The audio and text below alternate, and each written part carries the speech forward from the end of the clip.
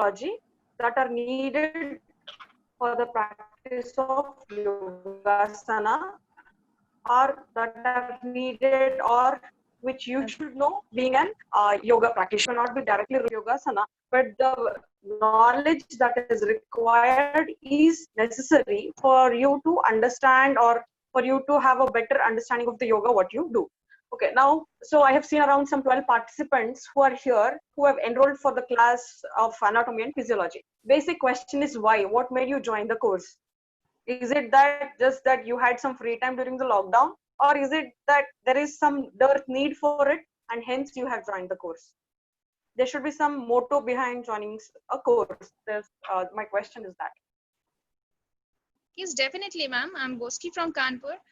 Because I'm a prenatal yoga teacher, and I really wanted to know that what happens to the body when women get pregnant, and some problems like pelvic dislocation is there. I even suffered from the same problem. So I wanted to know what happens when your spine gets ache and when it get dishaped. That's why I've joined this course. Okay. I guess it was pelvic disproportion, right? Or Yes, dislocation? yes, ma'am. Yes, ma'am. Disproportion. Yeah, fine. Yes. Yes. Anybody else who would want to say? Hello, this is Kajal Mishra. Hello. Yeah, hello. Actually, I am an Odissi dancer, and since my childhood, I have been doing it. But recently, I have started having some problems in my body. So I thought of going back to yoga to, fix things. And for that, I got interested to know what are the body parts and why I'm getting these problems and all those. Okay, that's good. That's good. So it's the health issue which has driven you to learn something. Yeah, Yes. good. So anybody else who would like to share? Yes, ma'am. Being a yoga teacher, I want to know how it works in all the asana and posture, how it is working on our body, like internal organ, how it is working on internal organs, and being in not only a yoga teacher, like a common man also should know each part of our body. So, Yeah, that's rightly said. Rightly said. Your name, please. Yeah, Nivedita, ma'am. Okay, yeah. So voice is familiar. That's how I asked you. Is anyone else who's interested to share something?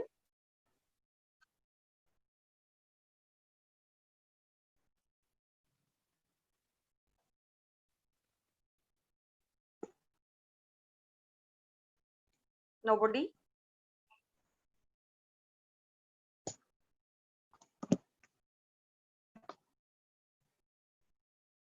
Okay. So shall I start? If anybody is interested to share, can share the details.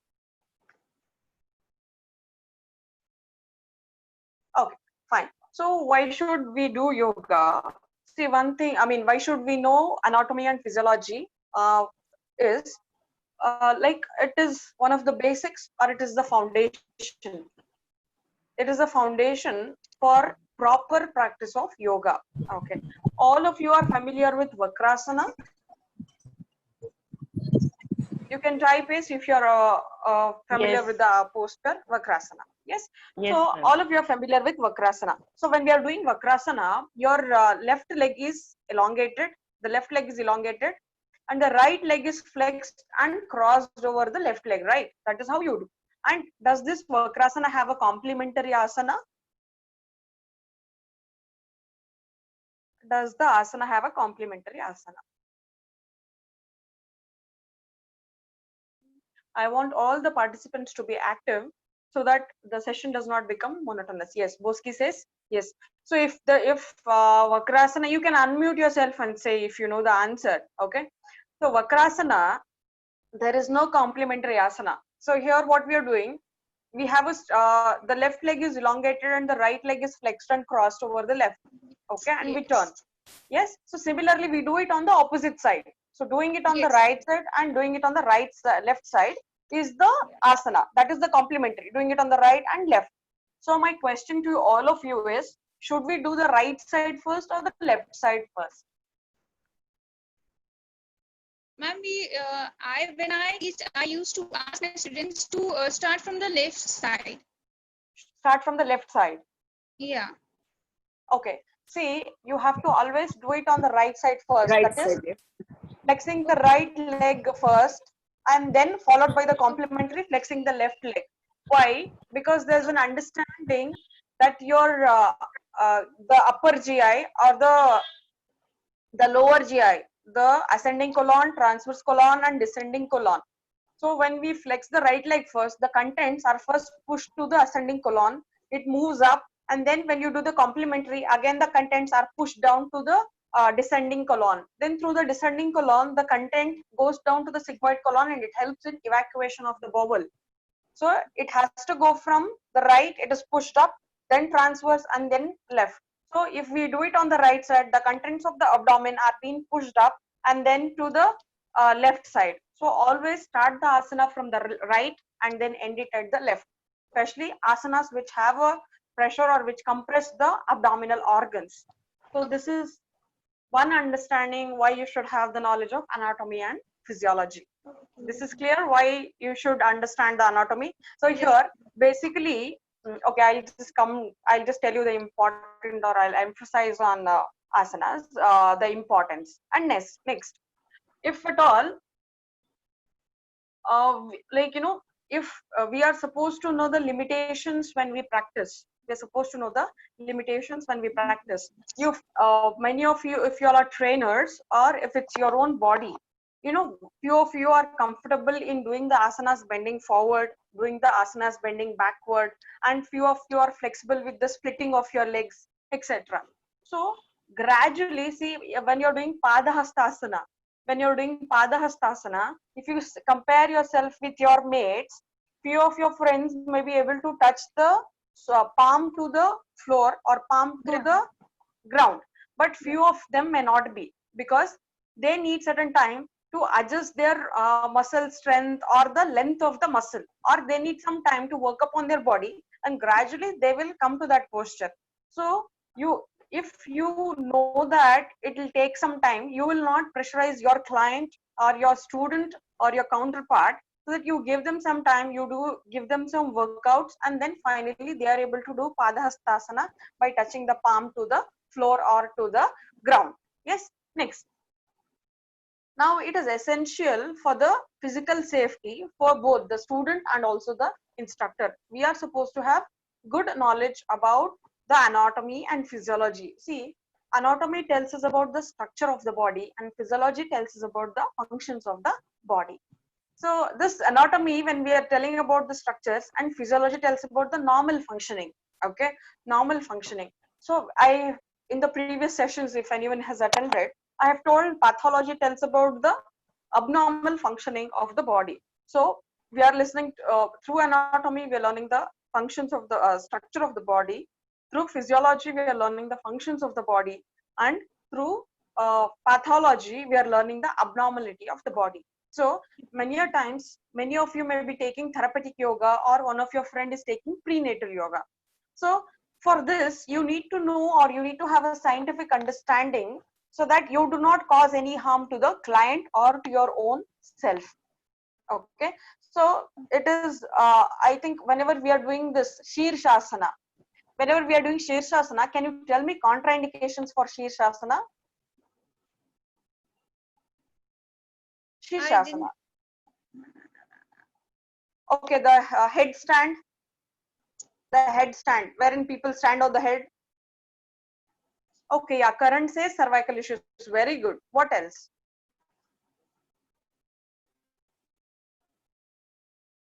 Ma'am, Yes, high very good. BP. Back High arch. BP. Very good. Current says high BP, and someone Nivedita, I guess, says high BP. Very good. So in case of hypertension, in case of cervical issues, so your friend has rightly said cervical issues. This particular part, which we call it as neck, is called as the cervical region. The whole neck region can be called as cervical region. So in case of cervical issues and in case of hypertension, we are not supposed to do. So what happens in case of hypertension? There is, see, hypertension is nothing but wherein, see, all of us are having certain BP. There is no person who does not have BP. It is that the BP is not high nor low. The physiological BP is present to every human who is present on earth, who is surviving. Any person who survives has the blood pressure, but the disease is when the blood pressure is more or when the blood pressure is less. Normal blood pressure is supposed to be 120 by 80. Okay, normal blood pressure is supposed to be 120 by 80, that is 120 in the numerator and 80 in the denominator. So this is the normal blood pressure which an individual is supposed to have. Okay, plus or minus with aging it can be 140 by 90. Okay, so this blood pressure is nothing but the pressure exerted by the blood on the blood vessels. When blood is traveling through the blood vessels, it exerts some pressure on the wall.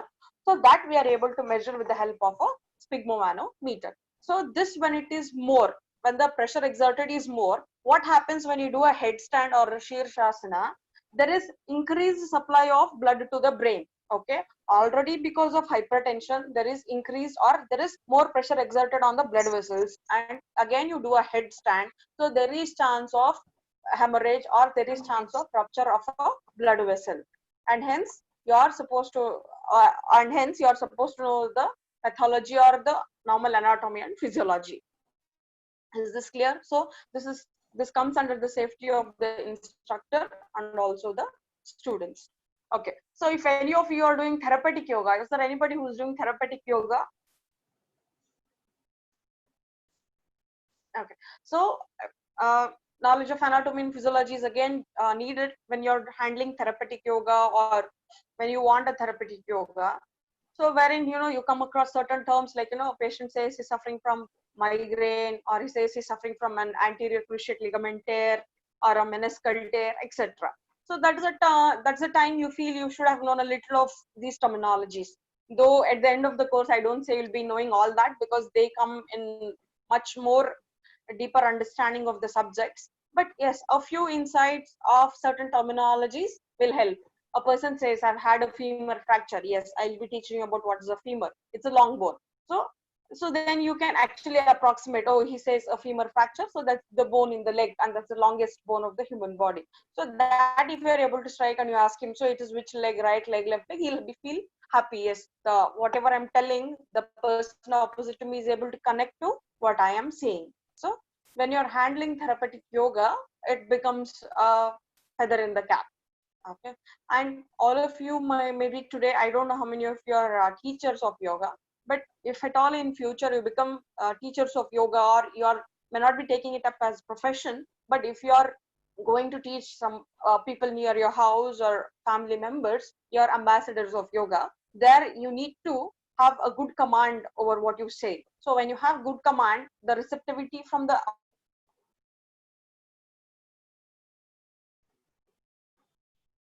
opposite end will be much more than, like, everybody knows the asanas are downward dog position or the Parvatasana. When you do the downward dog position or the Parvatasana, you can just say that lift your pelvis up, or you can say lift your pelvis up. So when you say lift your, there's a difference when you say lift your pelvis up or when you say raise your buttocks. So there's a difference there. When you say lift your pelvis, it becomes more scientific. When you say raise your buttocks, it becomes a little less scientific. So to come or to give that scientific touch, it is necessary for you to know certain inputs from anatomy and physiology.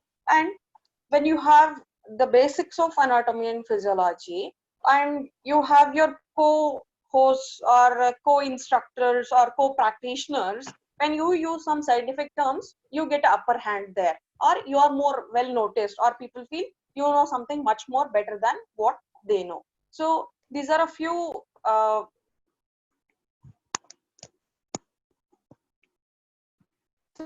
why is it important, or why you should know anatomy and physiology. Now coming to anatomy, so this, I wish you had those slides. So anatomy is basically the study of the structures, If I give you a box, and ask you to describe the box, how is it? Okay, assuming you have got a parcel from Amazon, assuming you have got a rectangular box, a parcel from Amazon. If I ask you to describe, how will you describe? You can just unmute and say, or leave me messages.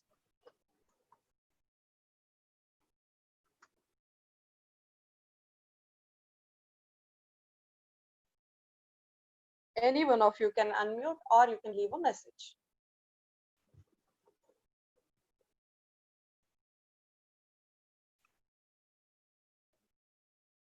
Describe a box. That's it. That my question is very simple.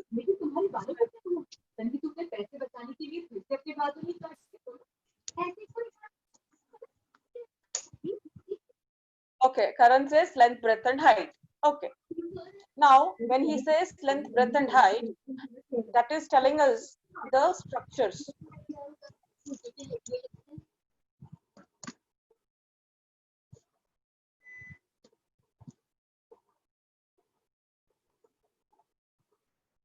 On mute so that we don't get any disturbance. Sadhananji, please put everybody on mute except Sukrita. So when so your friend Karan has described it has length, breadth, and height. So that gives us about a fair structure about the box. Now, if I ask you, for what will you use the box? For what can you use the box?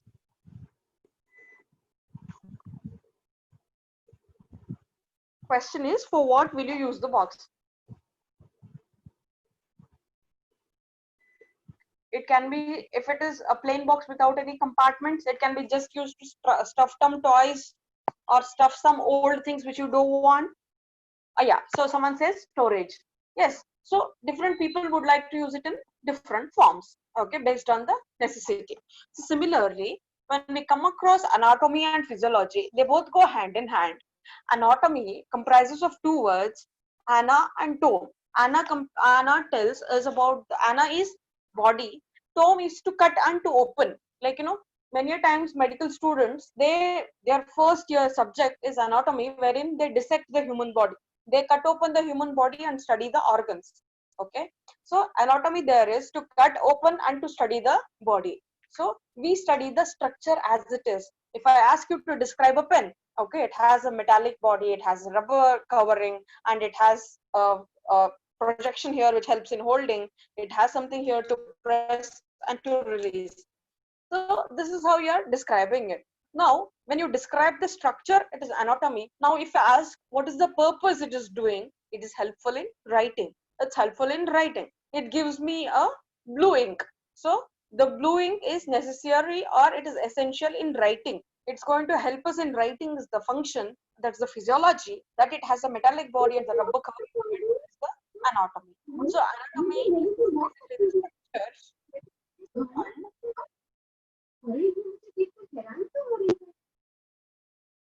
Anatomy is basically the structure and physiology is the functioning of the human body. Okay, now you can describe, can you leave me messages about the five sense organs? Which are those? Mention the names. Mention five sense organs. We all humans have five sense organs. Message me the names of five sense organs.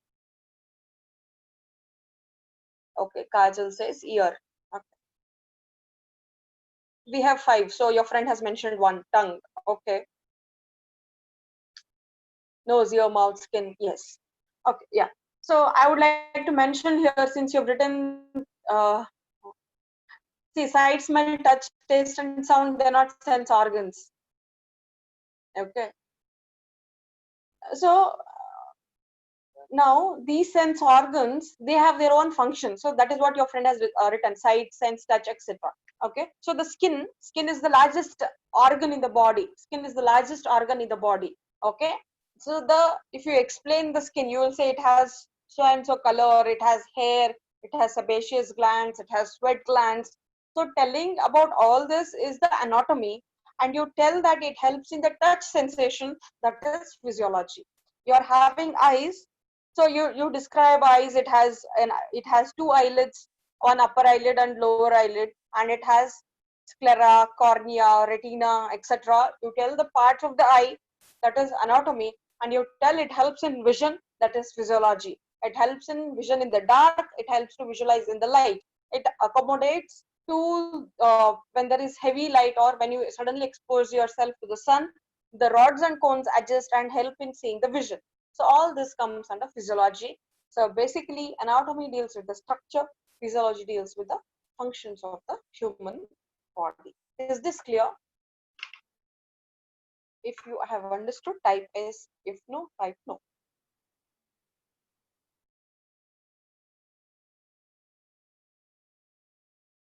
Yes, Nivedita and Karan says yes. And rest all of you?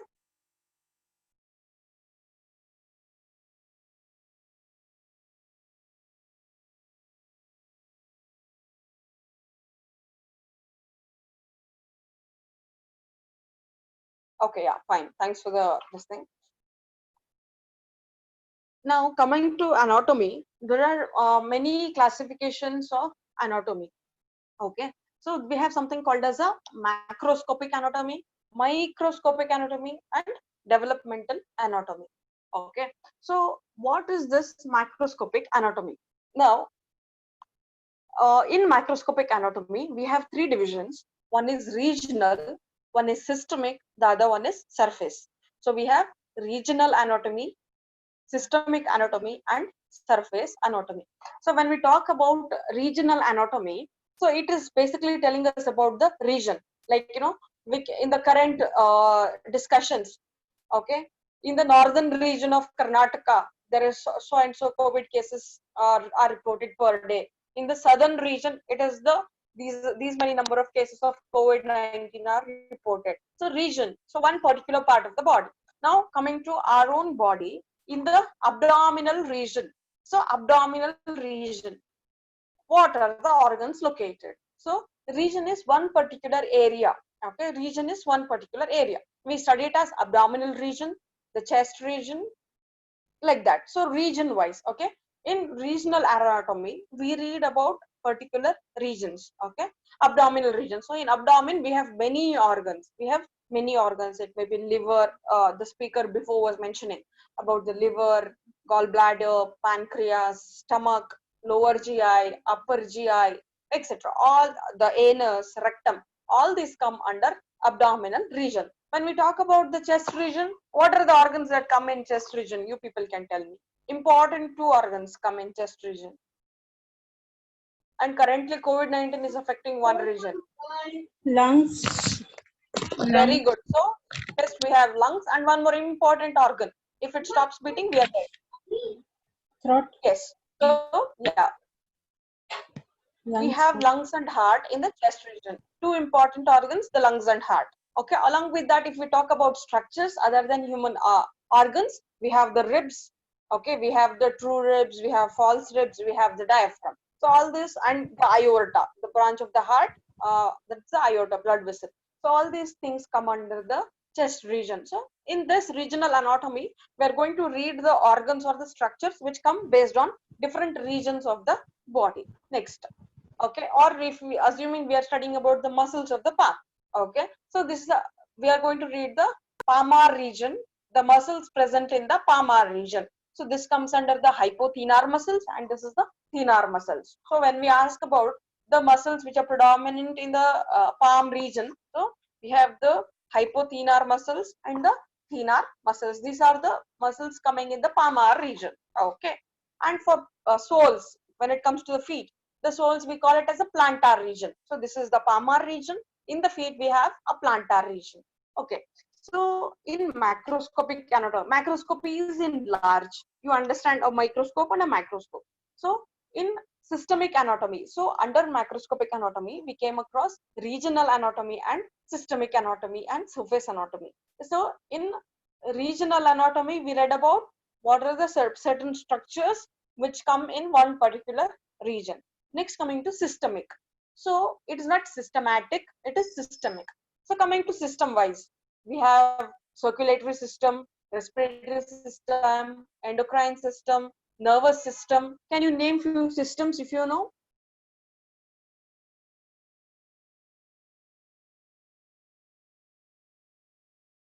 Respiratory system.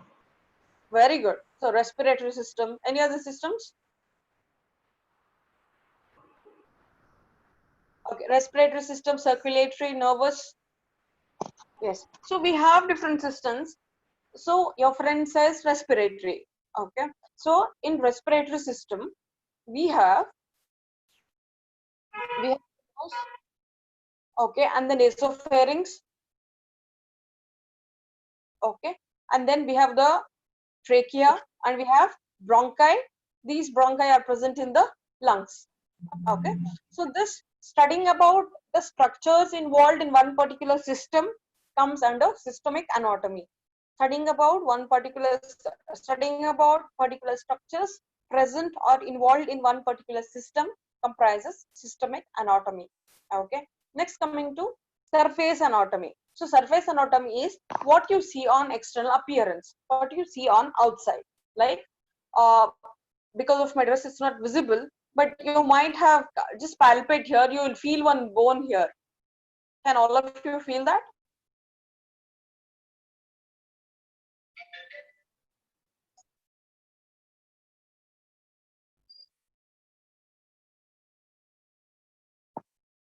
Can all of you feel the bone which is present here? Yes.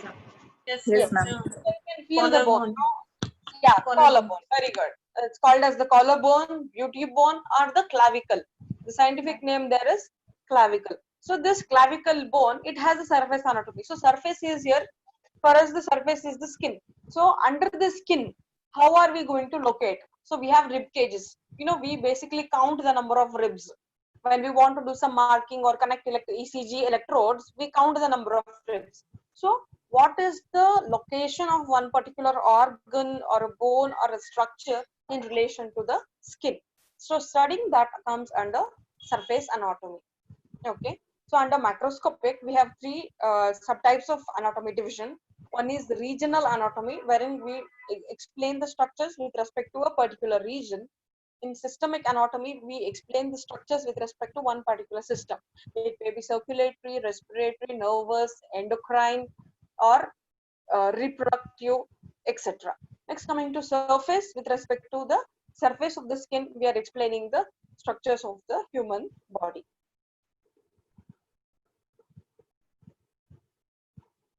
Next, after macroscopic anatomy, there's something called as microscopic anatomy. So this microscopic anatomy tells us about the cell and the tissue. You know, how if you have gone to a histopathology department, any of you in some specimens, like, you know, if the uterus is removed out of the body, or if there is any unwanted growth that is being removed, we send it to histopathology. So in that histopathology, what they do is they tell us about the cell and the tissue. What is that type of cell? Is that a cancerous cell or a non-cancerous cell? So studying that particular studying in that depth is called as a microscopic anatomy. Next, coming to developmental anatomy. So developmental anatomy is, I'll give you a simple example of developmental anatomy. So initially, when a lady is pregnant, the baby in the womb is very, very, very tiny. Okay. As the months progress, as the number of days progress, as the months progress, as the trimesters progress, the baby is developing, or initially there is no formation of the limb, the palm, the sole, the ear, sense organs are not formed. In different months, different structures are being formed. So studying these formations comes under developmental anatomy. This is one example about the growth of the baby in the uterus, but many other examples. You know, when we are born, not all bones of ours fuse. So it takes time for the bones to fuse. Okay, so initially when we are born, we have thymus gland, but that goes off with age, that the thymus gland becomes non-functional. And here this is called this anterior fontanelle. We have, you just keep your hand like this, and the location where you reach here is the anterior fontanelle. So this anterior fontanelle is slightly open, or I would not rather say open. The bones are not totally fused. There is some gap. The bones take time to fuse. It's only after 18 months of birth that the bones fuse here. So this anterior fontanelle fusing is again a developmental milestone. If a person is suffering from any ailment, there's a chance that this fusion may happen very fast or it may happen late. In case of microcephaly, where the size of the brain is very small, the skull or the cranial vault or the cranial bones, they fuse very quick and does not allow the brain to develop much. So it like, you know, developmental anatomy plays a role there. Now coming to the systems of the body, we have something called as the integumentary system. Okay, this integumentary system, INTEGUMENTARY,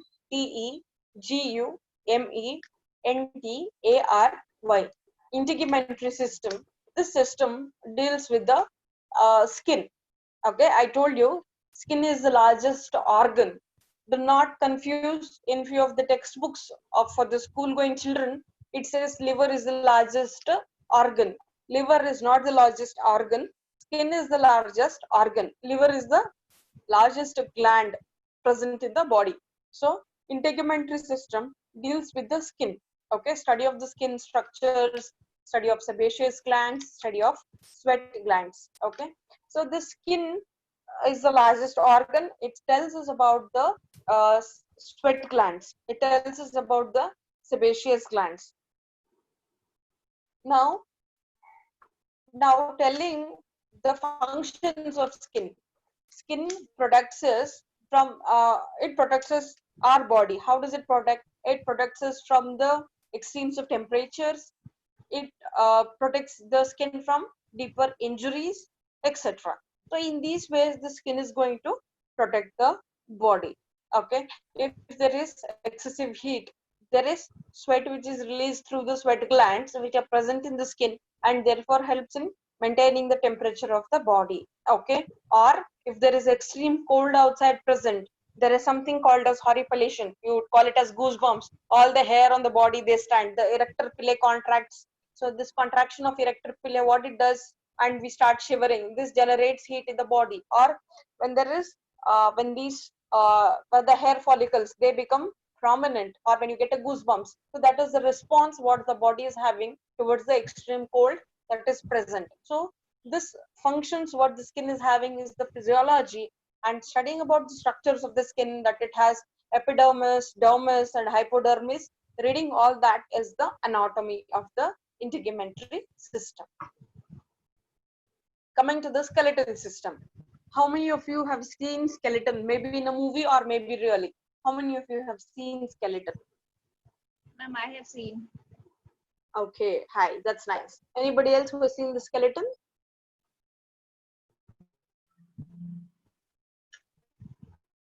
Okay, Nivedita also has seen skeleton. That's good.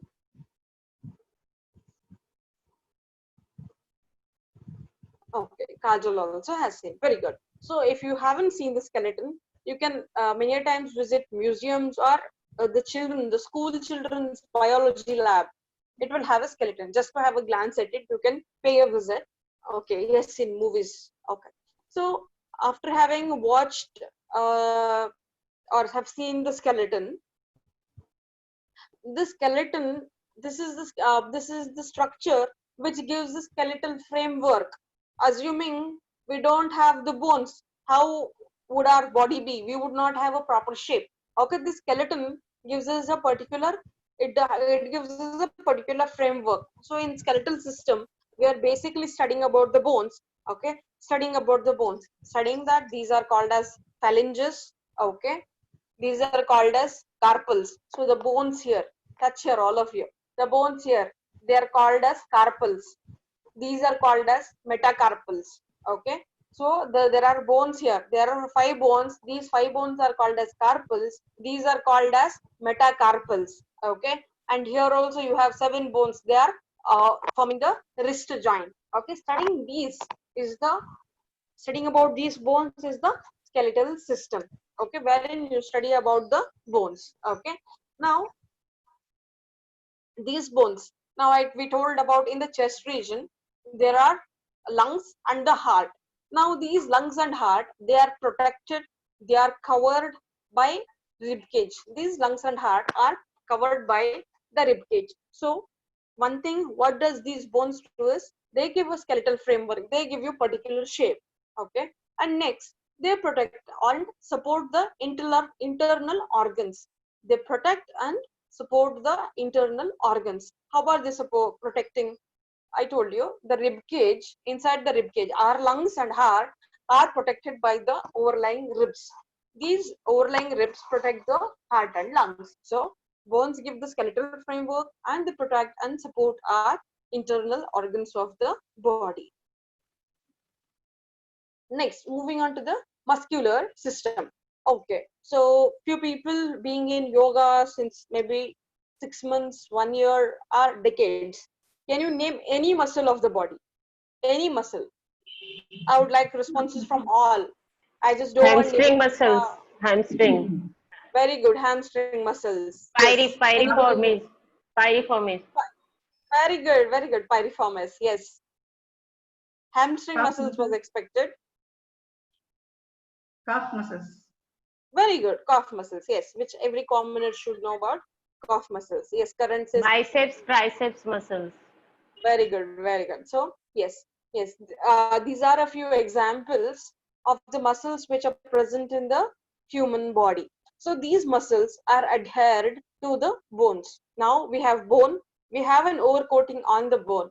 Okay. That coating over the bone is the musculature. It is the muscles.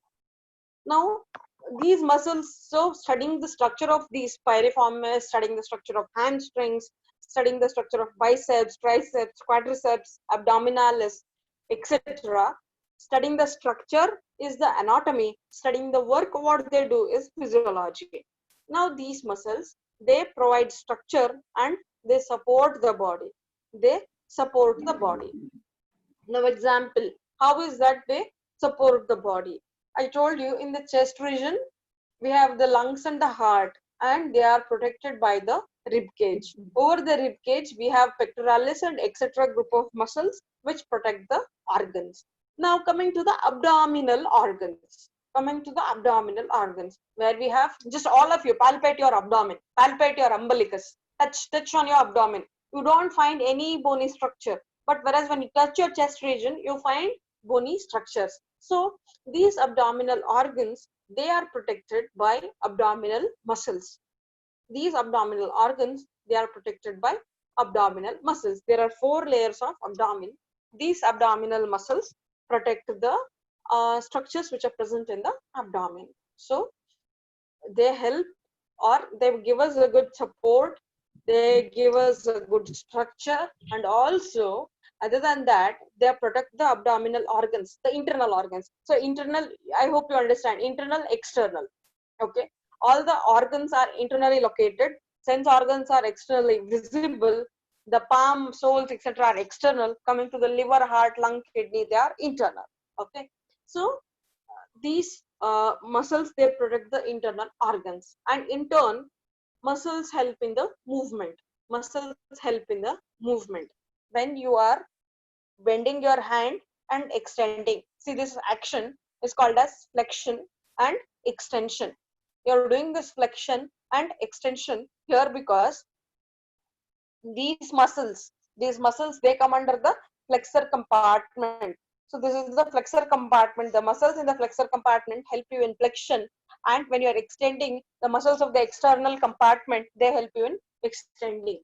So the muscles of flexion and extension, they are helping you in movement. You do something in your warm up, you do something called as the rotation. So there are muscles which help you in internal rotation and also in external rotation. So they help you in the movement. Coming to the nervous system. Okay, in nervous system, we study about the brain, we study about the spinal cord, and we study about the nerves which arise from the brain and spinal cord. So we study about these.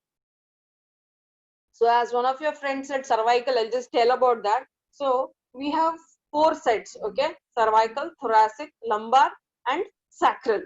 Okay, 4 sets of nerves. Cervical is from here, the neck region. After cervical is the thoracic, because here we have the thoracic region. Cervical, thoracic. Next, coming to the lumbar region, lumbar and sacral region. Cervical, thoracic, lumbar, and sacral. These are the 4 regions from which we have the nerves arising. Okay, cervical, thoracic, lumbar, cervical, thoracic, lumbar, and sacral. 4 sets of nerves. Now this nervous system, what does this do? It helps in taking the sensations. It helps in taking the sensation. Assuming somebody pinches you, So when somebody pinches you, there is the pain sensation there. So it is the motor neurons or it is the sensory neurons which take in the signal and say that they give a sensation to the brain that yes, somebody has pinched. This is the sensory input. Like how you put on the switch and the fan turns on. So you put on the switch, the fan turns on. So there's a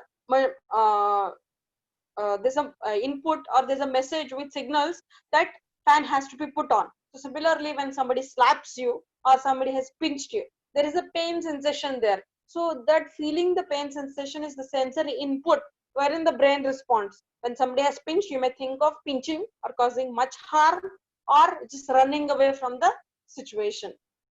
So what you react to a particular situation is the motor sensation. What you get a sensation, what you feel a sensation is the sensory input. Okay, you keep a ice cube on the hand, you feel cold, that's a sensory input. Now next, you may continue to keep it or you may just throw off the ice instantly. So that is the motor input. Sensory is to you sense something, motor is how you react to a particular situation. This is happening because of the neurons present in the nervous system.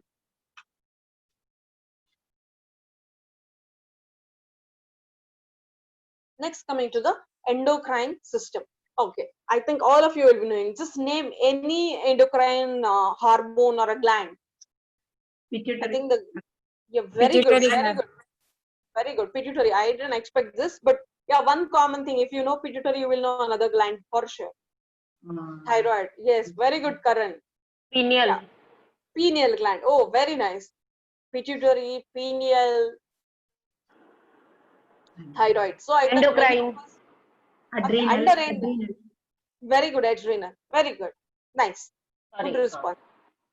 So under endocrine, we have many glands. So it may be pineal, hypothalamus, pituitary, thyroid, parathyroid, thymus, which is present in children, adrenal gland, pancreas, ovaries, testes, etc. So these endocrine glands, they secrete certain hormones. Okay, these hormones are nothing but proteins. So these endocrine glands, they secrete hormones. Endocrine glands, they secrete hormones, and these hormones, they help. Each hormone has different function. Each hormone has different function. So we have something like hypothalamus, which is the master gland, which has control over many other hormonal glands, which has many control over many other glands. Okay, hypothalamus has control over pituitary, pituitary has control over ovary, hypothalamus has control over thyroid, etc. So, and what do they do? Like different gland has different function. When see many a times people who are hypothyroid or hyperthyroid, thyroid is many a times related with loss of calcium. People suffering with thyroid, you see them, they'll be taking calcium supplements. Why? Because if thyroid is not functioning well, there is high chance that there is calcium depletion in the body.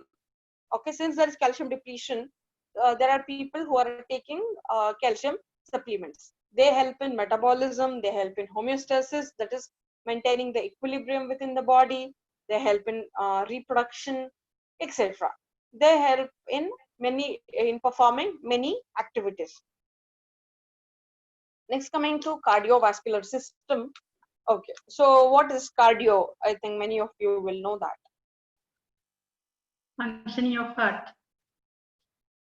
What is cardio? Heart related to heart. Heart. Yeah, I'm sorry, I didn't get you. Yeah, it is related to the heart. Okay, yes, correct. So cardiovascular system.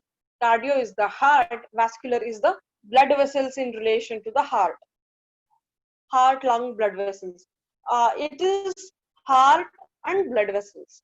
Okay, it is heart and blood vessels. Many times we take in lungs under respiratory. Okay, so heart and the blood vessels, cardiovascular system. Parent cardio refers to the heart and vascular refers to the blood vessels. So this heart and blood vessels, we study about that.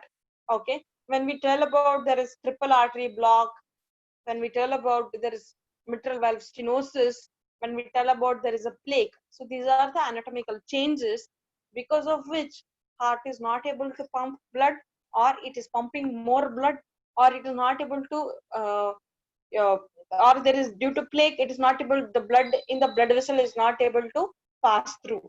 Because the blood in the blood vessel is not able to pass through, the muscles nearby are not getting the blood and hence they die, something like this. So these, wherein we study about the blood vessels, when we study about the heart, the blood vessels, its anatomy and physiology is the cardiovascular system. You will read about each system in detail. Coming to the respiratory system, what is the function of respiratory system?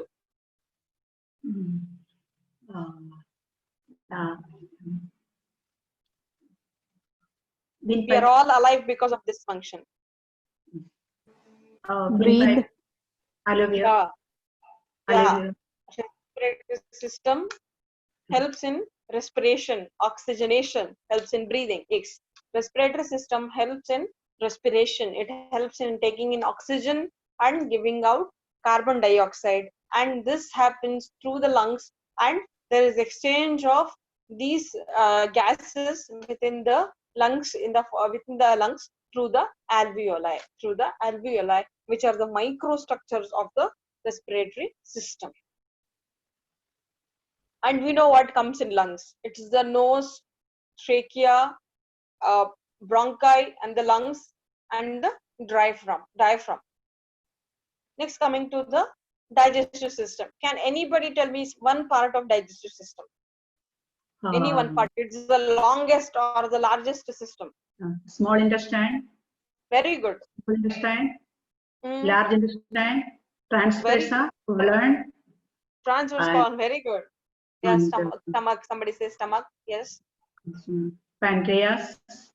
Very good. Colon. Very good. Colon. Okay, that's correct. So you have left one important thing of digestive system. It starts with the oral cavity. The salivation in the mouth is going to help in the digestion. So it starts with the oral cavity and ends with the anus or the rectum. Okay. So this is the largest system and even the longest. Next, coming to, so this was a brief introduction to the systems. Next, coming to anatomical terms. Okay. So in that we need to understand proximal, distal, superior, inferior, etc. So I'll just tell you, if all of you know the right and the left part of the body, no doubt, right?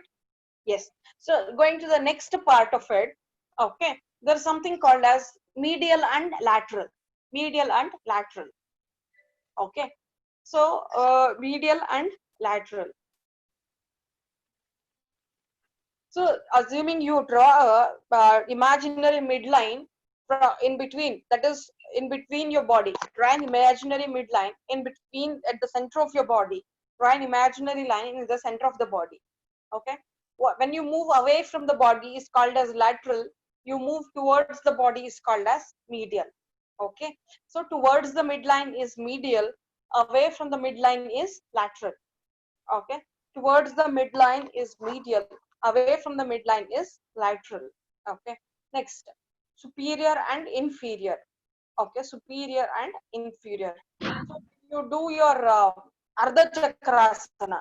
When you do Ardha Chakrasana, you are taking your hands superiorly. Okay. You are lifting your hands up. Your hands are going above the head. So that is superior. Okay. And when you are bringing your hands down or away from the head, that becomes inferior. This we will understand with respect to organs when we study. Okay. Superior and inferior. Coming to anterior and posterior. Anterior is the front part, posterior is the back part. Anterior is front part, posterior is the back part. How many of you have suffered from kidney stone or renal stone? Kidney stone or renal stone, anybody has suffered?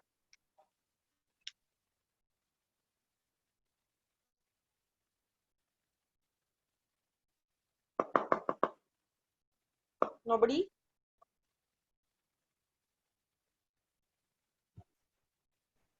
Okay. So this kidney stone or the, okay, conscience is, yes. Okay. So this kidney stone or the renal stone, when I told about anterior, posterior, we spoke about certain organs. the brain, not brain, heart, lungs, all the abdominal organs, the spleen, liver, pancreas, stomach, intestines, the large and the small intestine, etc. All these are anteriorly located. All these are anteriorly located. Posteriorly located are the kidneys and the adrenal glands. Posteriorly located are the kidneys and adrenal glands. So anterior, the front part of the body, posterior, back part of the body. Okay, we have ribs which are present anteriorly and also present posteriorly. They are present in the front and also at the back. So that is anterior and posterior. So the organs like heart and lungs, they are present anteriorly. The organs like kidney are present posteriorly. Ribs are present both anteriorly and posteriorly. Bones like clavicle, that is present anteriorly, and scapula. All of you feel your back. Feel your back. Flex your hand back. Do it like this. Flex your hand back. You can feel a bone here. It's prominent. Have you felt it? A prominent Yes, bone. ma'am. Yes. So that is the scapula. So the clavicle bone is present anteriorly. Scapula is present posteriorly. Okay. Clavicle is present anteriorly. Scapula is present posteriorly.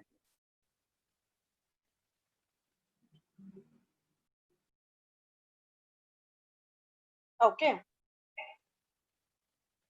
Coming to the phalanges. These are the fingers.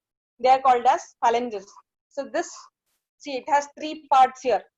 This is nearest to the body. This is called as proximal. This is farther away from the body. This is called as distal. Proximal phalanges, distal phalanges. Proximal phalanges, distal phalanges. Okay, clear?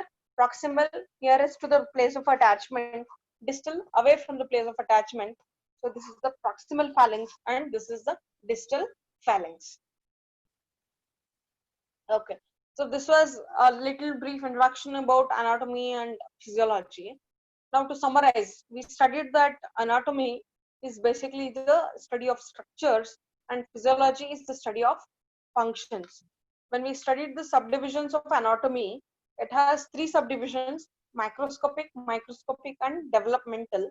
Under macroscopic, we have regional anatomy, wherein we study it region wise, like abdominal organs, the chest organs, the structures in the palm, the structures in the upper limbs, etc. Coming to systemic, we study each system wise, maybe cardiovascular, respiratory, nervous, endocrine, etc. Surface anatomy, studying any particular structure with respect to the skin. Coming to microscopic, where we study about the individual cell, that is the cytology, histology is being studied. Coming to developmental, it may be development of the fetus in the womb, it may be development of the fusion of the bone, etc.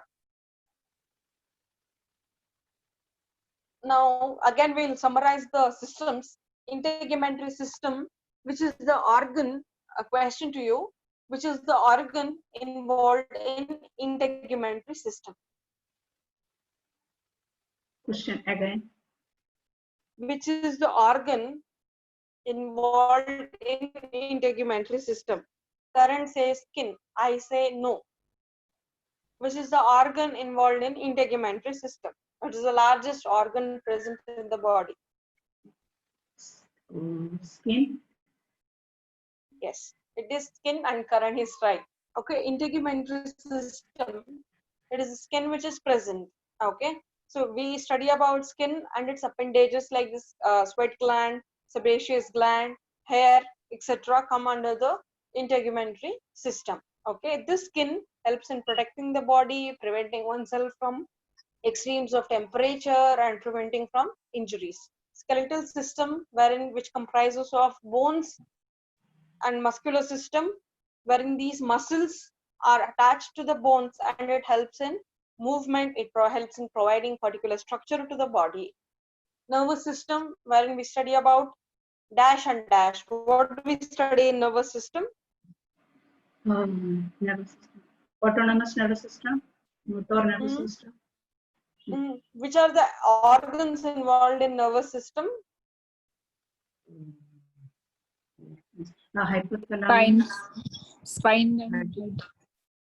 Yeah, brain and spine, or the brain and spinal cord are the two main structures wherein we study about, yes, Karan is right, we study about brain and spinal cord in the nervous system. Okay, and the nerves which arise from that. It is because of these nerves that we are able to respond to a certain stimuli. Okay, if we come to know that there is that a particular place has caught fire, we try to run from that situation. It is because of the signal which we have got, and it is because of the nervous system that we run from a particular situation. Coming to the cardiovascular system, wherein we study about the heart and the blood vessels. Respiratory system, wherein we study about the lungs and the physiology of respiration.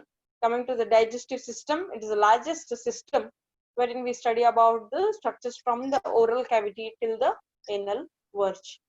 And we studied about a few anatomical terms like proximal, distal, medial, lateral, superior, inferior, and anterior and posterior. Okay, thank you. Any doubts?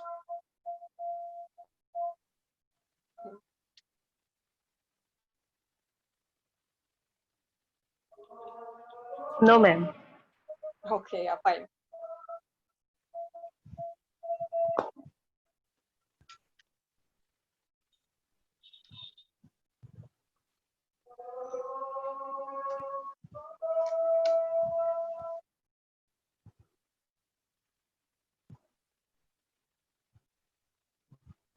Yeah, PPT will be sent for sure.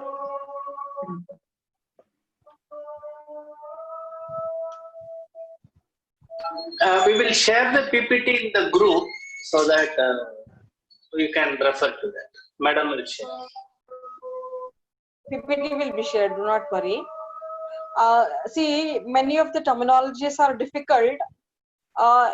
You will get acquainted with it by the end of the class. I'm sure each one will know at least 50 terminologies. At the end of the session, you will know at least know 50 terminologies, because we keep coming across terms. At least the abdominal organs, the major organs, terminologies you will remember. In the initial days, it is difficult. Yes, I understand. We studied for years together. For you in a few sessions, it becomes difficult, but you will get acquainted with the terms. May not be the spellings and pronunciation, but you will get acquainted with the terms.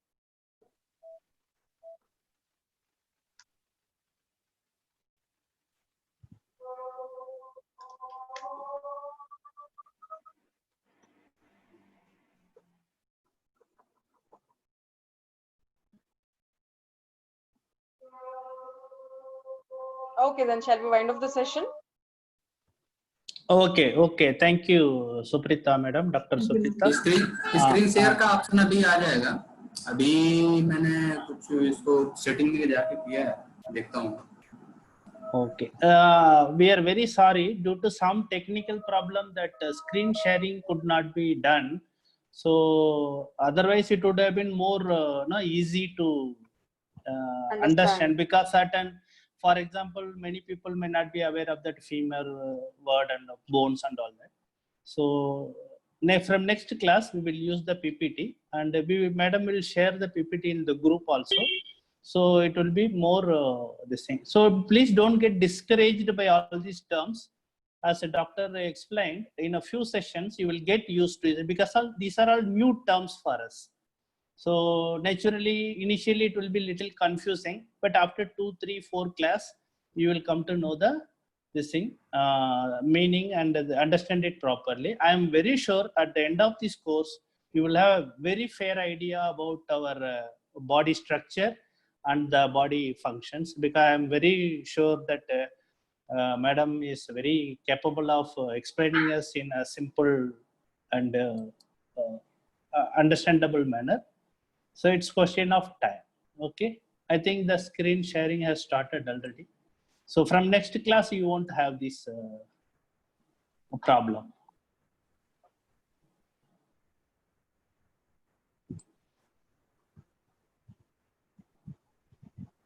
Okay, madam also can just try. She is. Very nice.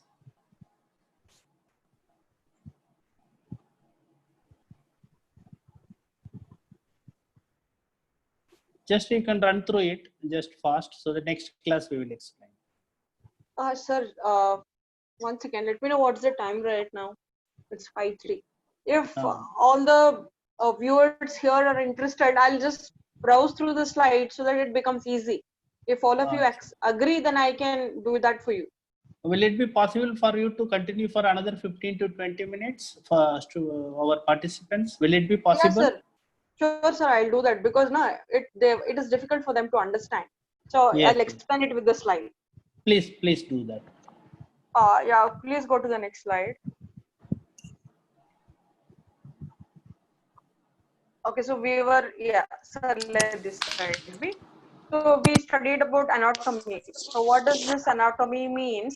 I told you, ana is body and tomy is to cut. So I told you in students of medicine that they cut open the body and they study about it. So what they actually visualize is the anatomy. So anatomy is the scientific study of the structure of organisms, including their systems, organs, and tissues. Okay, and another simpler definition, structure of body parts and their relationship to one another. See here, relationship to one another, this bone, okay, here we have radius and ulna. We have two bones here. Can you see me? Yes. Yes. So we have two bones here, radius and ulna. So these two are interrelated to each other. Okay, I know medicine, so I know there are two bones, or else a commoner won't know that there are two bones here. So the interrelation between each other also we are studying in anatomy. Next slide, please.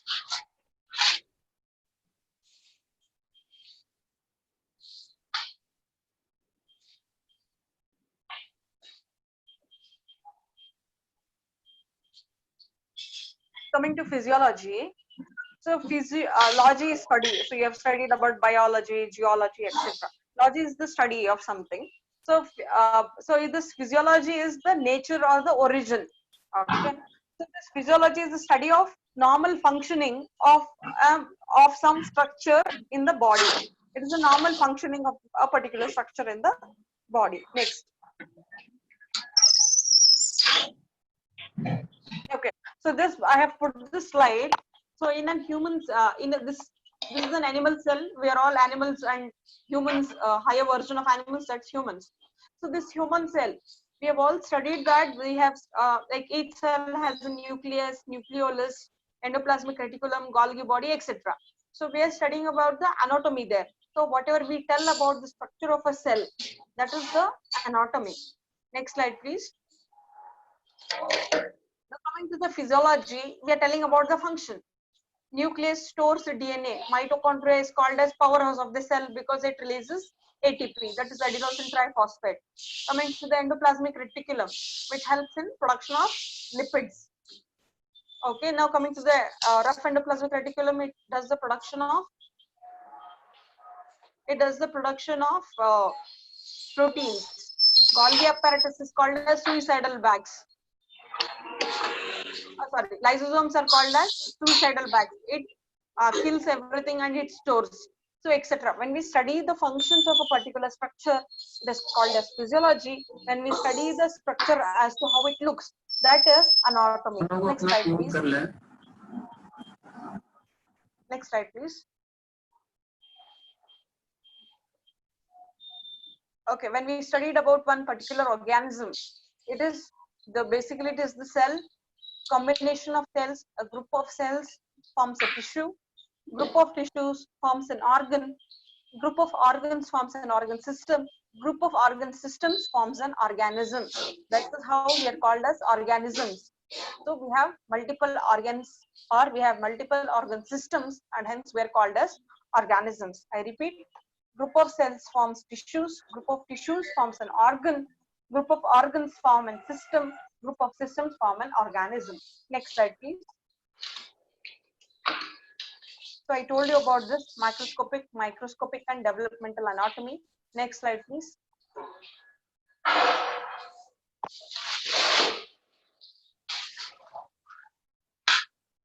Okay, now coming to microscopic anatomy, we study much micro than this in microscopic anatomy. So what you can see here, the structure is the structure of the kidney. Okay, I told you kidneys are located posteriorly, the kidney problem or the renal stones, etc. So these kidneys, if you take again a smaller view into it, it tells us about the nephron which is present in the kidney. Next, if you again see deeper, it tells us about the bowel capsule, proximal convoluted tubule, distal convoluted tubule, and the collecting duct. So when we study up to the cell level or up to the micro level, when we study some structure up to its micro level, then it comes under microscopic anatomy. Next slide, please.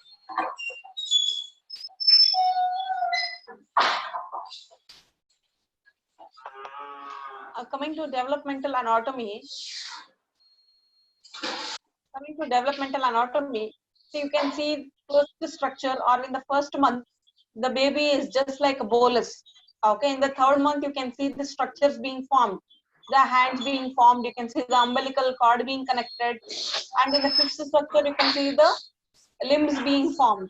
And in the ninth month, you can see all the structures are being completely well formed. Surrounding this is the amniotic sac. Next slide. So this comes under developmental anatomy. Coming to regional anatomy, yes. Coming to the regional anatomy, I told you we study it as per regions. Here in this picture, liver is slightly up. It will not be so high. It will be a little lower. Here. This is just for understanding that the structures are slightly placed upwards. Liver will not be so high. There it is at the level of mammary gland. It's not there. It will be a little lower. I'll put a better image next time. Okay. So when we study the structures of the abdominal region, we see liver, the largest gland. Remember, liver, largest gland. Next, we study about the pancreas. So here you can actually see pancreas. This is pancreas. And then to the left hand side, you can see the stomach. Then you can see the large intestine. I was explaining ascending colon, transverse colon, descending colon. Okay, and this is all the small intestine. And then you will somewhere here, where this appendix is, you will find the sigmoid colon, which helps in defecation. And here this appendicitis. Many of you would have come across appendicitis. There is acute pain in the abdomen.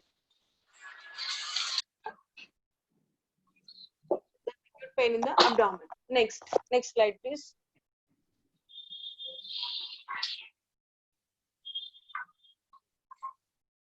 Okay, another slide which tells about regional anatomy. So here regional anatomy with special reference to the chest region. So we have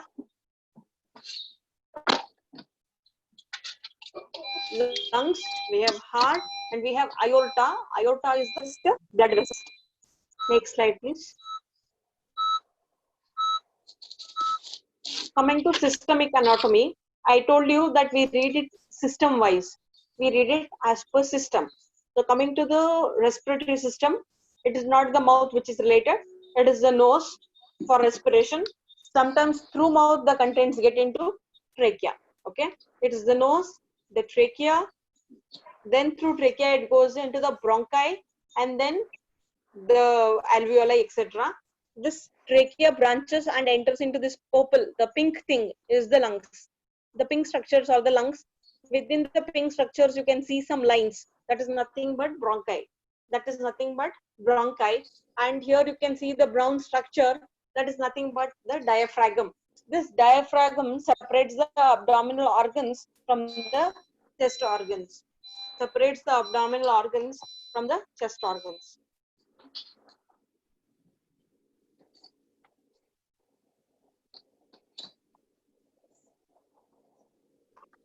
Next, coming to surface anatomy. So I told you, studying of some structure with respect to surface of the skin.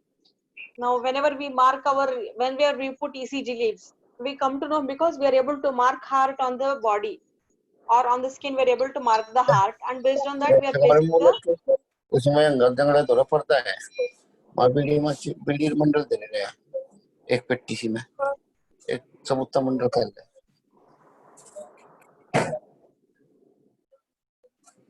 सभी लोग अपना mute कर लें. Okay, so surface anatomy is the study of some structures with respect to the skin. So here this is the internal structure, how it is visible, and here we have marked the heart. Okay, next slide. Yeah, next slide. Integumentary system. Next.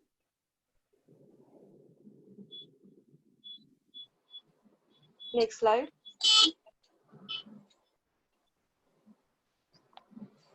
Yeah, here. This you can see here is the structure of the skin. Okay, we have gone to skeletal system. Okay, so this is the complete skeleton. This is the complete skeleton from head to toe.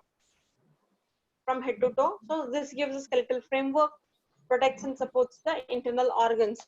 So here what you can see is the rib cage. The rib cage, what you can see here, this is the rib cage which protects the heart and the lungs. Okay, so your friend was telling about pelvic disproportion. So this pelvic disproportion, whereas the outlet, so this is called as the pelvic inlet, this is the pelvic outlet. This pelvic outlet is narrow and hence the baby is not able to come out. Okay, so pelvic outlet. Next. Yes, muscular system. Muscles, many of your friends were telling the names of muscles. So it is these muscles present. These are the muscles present anteriorly. These are the muscles present posteriorly. What you call as front and back. Anteriorly, posteriorly. Anterior is the front part, posterior is the back part. So anteriorly we have pectoralis, we have biceps, we have abdominalis, quadriceps. Posteriorly we have biceps, triceps, trapezius, deltoid, etc. Next.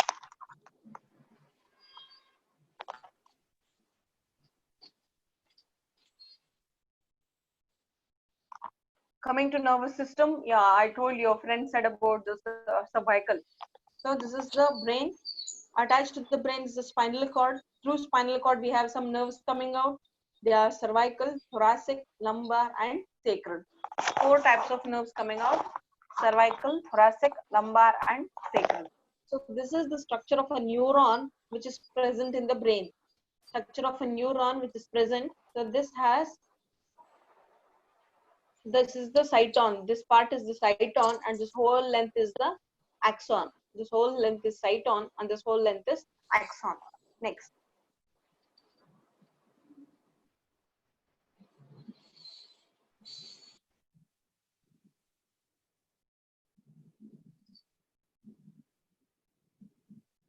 These are all the endocrine systems.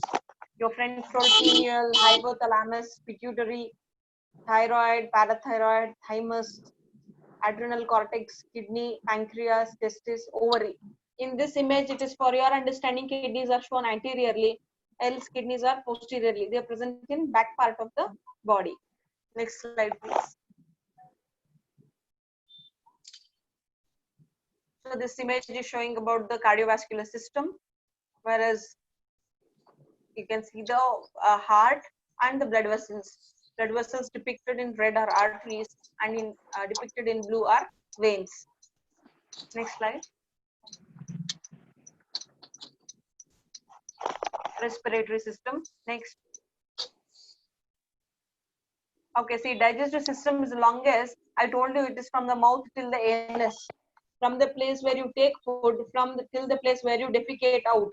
This whole length comes under digestive system. It is mouth, esophagus. Through esophagus, it goes into the stomach.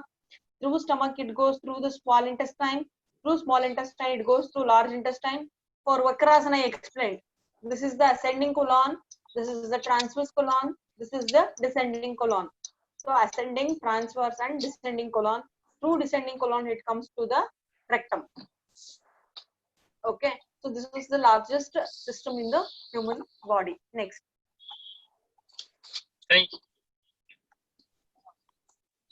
Okay, I told you about anatomical terms. Just have a close look up to the image. I told you to the right and left, you all know. Proximal is towards the body, distal is away from the body, or particular joint. Medial and lateral. Medial is towards the central line, lateral is away from the central line. Anterior is front part of the body, posterior is back part of the body.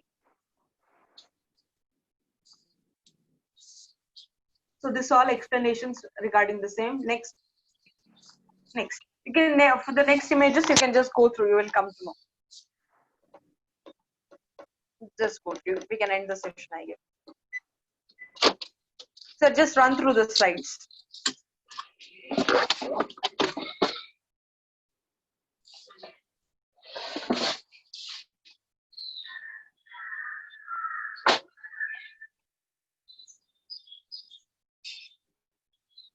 Okay, to summarize, anatomy deals with the structures, physiology deals with the functions, divisions, macro, micro, and developmental anatomy. Under macro, we have regional, systemic, and surface. Next slide, please. The organ systems, integumentary system, skin and its appendages. In appendages, we have the sweat glands, sebaceous glands, etc. Skeletal system deals with the bones. Muscular system deals with the muscles. Nervous system, brain, spinal cord, and nerves. Endocrine system, hormones. Cardiovascular system, heart and blood vessels. Respiratory system, lungs. Digestive system, structures from mouth till the anus. Then next we studied about anatomical terms. Next slide, please. Yeah, thank you.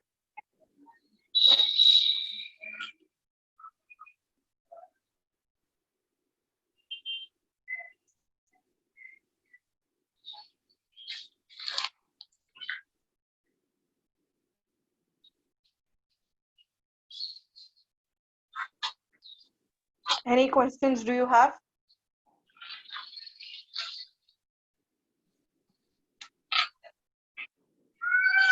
Was the session difficult to understand? No, ma'am, it was not difficult, but only it is difficult to remember the terms. Okay, that's nice. Thank you.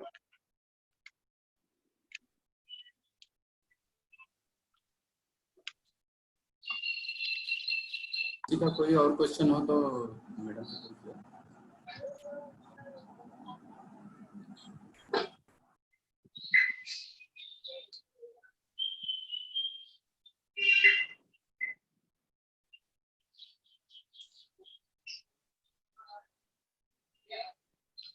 Okay.